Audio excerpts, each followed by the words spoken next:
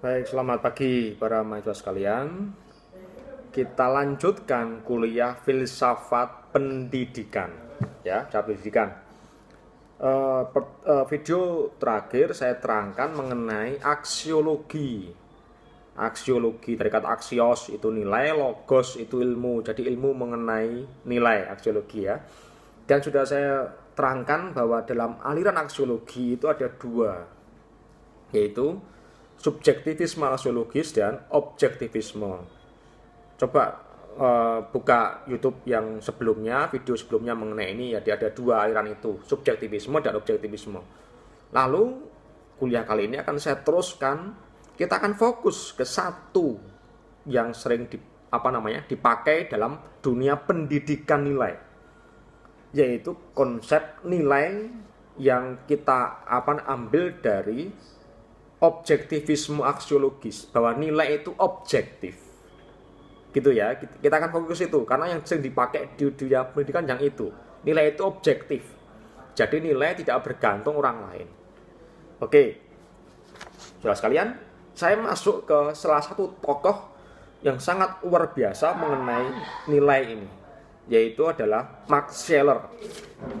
Dalam diktat saya, Anda sudah punya buku ini, Anda bisa mendalami siapa itu Max Scheler. Dia menulis apa saja, dia orang Jerman, belajar di mana saja, dia itu dari keluarga Yahudi, kemudian dulu dia menjadi profesor dan macam-macamnya. Itu ada di situ semua. Sudah saya terangkan. Yang mau saya katakan adalah inti pemikirannya dari Max Scheler ini. Max Scheler ini sangat tertarik kepada fenomenologi yang ditawarkan oleh Edmund Husserl. Ini sama-sama orang Jermannya ya, Edmund Husserl. Sebentar, ini gandeng dengan penjelasan saya soal fenomenologi. Jadi kalau Anda mengalami kesulitan, refer lagi video yang lalu ya, supaya kemudian Anda punya ingatan mengenai apa itu fenomenologi. Refer ke video yang sebelumnya ya. Sudah saya terangkan mengenai fenomenologi.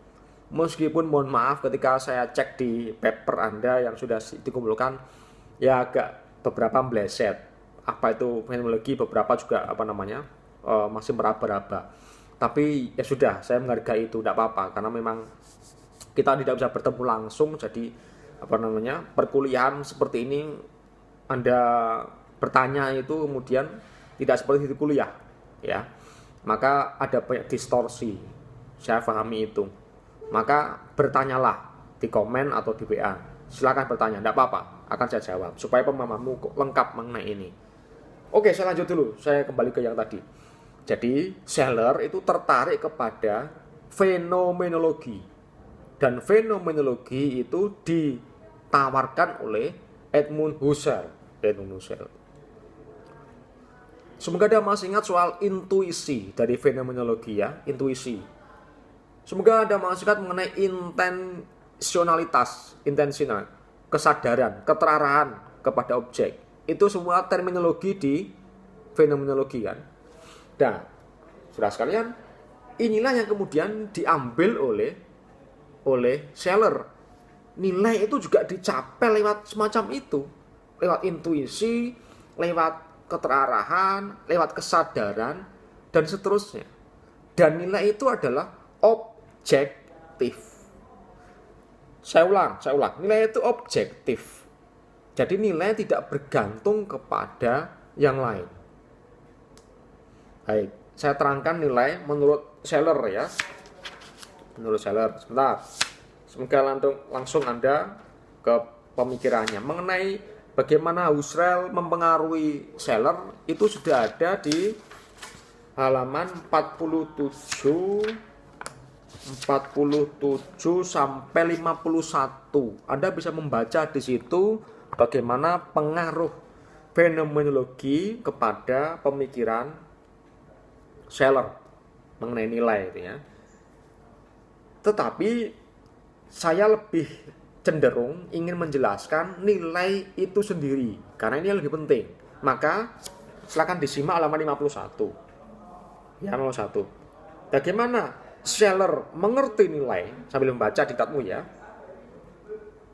Scheler mengatakan bahwa nilai itu merupakan suatu kenyataan, realitas yang tersembunyi di balik fakta dan kenyataan-kenyataan lain. Maksudnya apa ini? Nilai itu adalah kenyataan yang tersembunyi di balik kenyataan lain. Wah, maksudnya apa, Pak? Berarti nilai itu sembunyi. Misalnya bagaimana? Misalnya, ya ini para cowok masih seneng ini, nilai kecantikan. Ya, nilai kecantikan.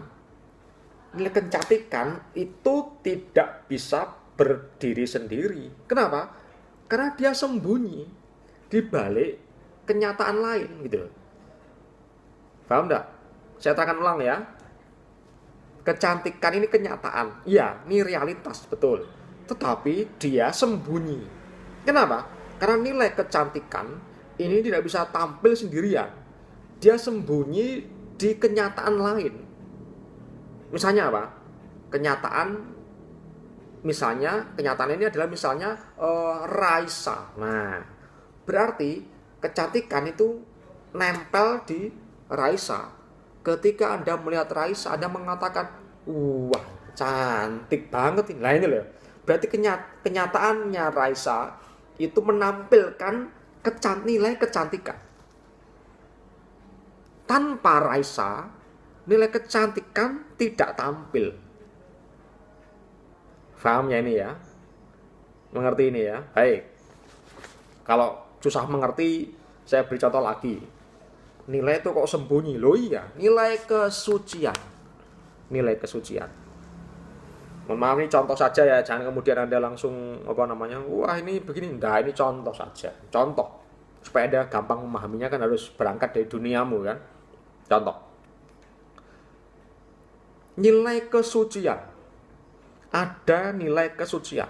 Tapi saya mengatakan nilai kesucian itu kenyataan yang tersembunyi di balik fakta lain gitu loh. Bahwa kesucian itu fakta, iya, tapi dia sembunyi di balik fakta lain. Kok bisa begitu, Pak? Loh iya. Anda melihat kesucian di mana? Di mana? Di fakta lain, kan begitu. Contoh. Anda melihat misalnya ya, ada seorang bruder, katakanlah bruder Andre, itu kok doanya kusuk gitu kira-kira ya. Kusuk, kemudian doanya itu konsentrasi betul, meditasinya luar biasa dan seterusnya. Nah, ketika Anda melihat sosok bruder Andre, fakta bruder Andre seperti itu, lalu tampillah nilai kesucian, Anda mengatakan, iya ya, ini bruder Andre ini orang suci, gitu loh. Ngerti ya? Jadi nilai kesucian itu tampil menempel kepada fakta lain, yaitu bruder Andre tadi. Ini contoh ya, contoh. Setelah sekalian, maka dengan demikian nilai itu memang baru bisa tampil ketika menempel kepada pengembannya. Sehingga di situ kemudian saya mengatakan nilai itu adalah kualitas yang dimiliki objek tertentu dan kemudian melekat kepada pembawanya, pengembannya. Tadi dikatakan fakta lain tadi loh, yang mengemban atau membawa nilai tadi. Sehingga nilai itu tidak punya eksistensi real sebelum melekat kepada pengembannya. Kecantikan itu tidak akan tampak sebelum melekat kepada Raisa, sebelum melekat kepada misalnya siapa? Kepada namanya siapa yang cantik? Kepada namanya siapa yang orang cantik-cantik? Sebut saja selain Raisa. Kepada Sofia Lacuba misalnya. Kepada siapa lagi yang nempel itu? Nilai kesucian juga cuma sama halnya. Dia suci itu baru tampil ketika nempel ke orang. Keindahan juga sama. Anda melihat gunung, wah indah ya lah. Berarti ini indah itu melekat ke gunungnya itu loh. Faham ini ya? Jadi nilai itu baru tampil ketika ada yang mengemban, ketika ada yang membawanya, melekat di situ. Saya teruskan penjelasannya mengenai nilai. Pak, apakah berarti kualitas nilai itu bisa berubah-ubah? Apakah ketika pengembannya itu rusak, nilai juga kemudian hilang? Scheler mengatakan tidak. Saya baca ya. Jadi kualitas nilai tidak akan berubah ketika pengembannya berubah. Bahkan ketika pengembannya tadi dihancurkan, nilai itu tetap ada. Contoh, Raisa tadi, misalnya, ketika misalnya Pak Raisa sudah tua Pak, sudah rusak Pak, ditabak tergandengnya gitu kan, sudah ompong semua. Berarti kecantikan, nilai kecantikannya itu hilang? Tidak. Nilainya loh ya, nilai kecantikan tetap ada, meskipun Raisanya sekarang tidak lagi cantik. Paham ya? Siapa yang, tadi, gunung tadi. Pemandangan di gunung itu indah sekali. Indah, betul. Tapi ketika gunung itu meletus, semua rusak, apakah nilai keindahan itu hilang? Tidak. Jelas ya? Memang nilai keindahan tidak lagi tampil karena kemudian pengembannya rusak. Tetapi kualitas nilai keindahan tetap ada. Sama halnya dengan nilai kesucian, sama dengan nilai kecantikan, ketampanan, kebaikan, itu tetap ada semua. Antri untuk ditampilkan gitu loh. Dan kita sebagai penampil itu memang harus menampilkan yang baik. Kalau kita tua, rusak, mati, semua hilang Pak, tetap ada. Tetap ada. Jelas ya? Berarti inilah poin sentral yang mengatakan bahwa Scheler menolak pendapat kaum objektivisme.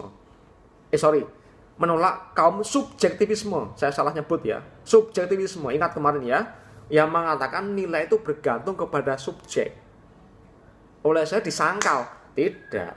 Subjeknya siapapun, nilai tetap ada gitu loh. Bahkan ketika nilai ini menekan ke subjek A, kalau subjeknya meninggal, tetap ada nilai ini gitu loh.